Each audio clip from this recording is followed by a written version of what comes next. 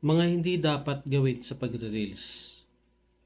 Ito yung napansin ko sa halos karamihan sa mga napapanood ko ng mga gumagawa ng kanilang mga content, 'no. Na-observe ko 'to kasi napasyalan ko yung kanilang mga bahay. So, isa sa mga, ah, nakita ko na palaging ginagawa ng mga content creator, especially yung mga baguhan. Una, huwag kang mag-a-upload ng video na mayroong watermarks, na mayroong nakalagay na TikTok at CapCut. Pangalawa, huwag kang mag-a-upload ng video na mayroong copyright songs or may copyright background. Ito yung mga kanta na talagang license. Kapag kumukuha ka ng video, kailangan nakatayo ang cellphone mo, hindi nakahiga. Kasi ang 9:16 lamang ang tinatanggap ni Meta o sa pagre-reels. Bawal din ang slideshow. Ito yung mga picture na nilagyan mo lang ng mga kanta at ginawa mong video. Bawal din ang video na mayroong effects. Mas maganda kung ito ay natural effect.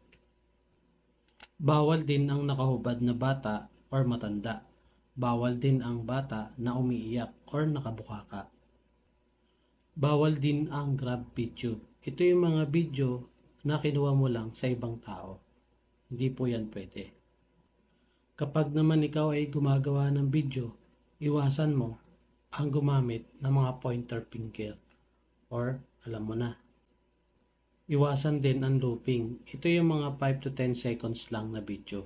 Kailangan 10 seconds pataas ang video. Iwasan mong mag-re-upload ng mga video na hindi naman sa'yo. At kailangan kapag nagre-reels ka, ay naka-public ang iyong reels. Para kapag merong mga nanood sa mga videos mo, ay makakapag-reply sila o makakapag-comment sila sa reels mo.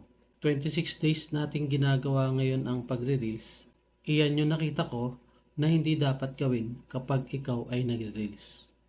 Kagaya ng sabi ko sa mga naunang video ko, kung gusto mong seryosohin ang pagre-reels, gawin mo ang tama.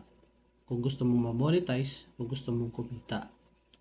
Pero kung gusto mo lang naman na mag-upload ng inyong mga memories, gala, at ang mga gimmick ninyo, okay lang kahit ano i-post mo. Walang pipigil sa'yo. As long as na na-enjoy natin ang pagre-reels, yun ang pinakamahalaga. Maraming salamat sa inyong pakikinig at pagsubaybay sa aking mga video. Naway natulungan ko kayo. Huwag niyong kalimutan mag-share, mag-follow at mag-like and comment sa video na ito. Maraming salamat. Tara!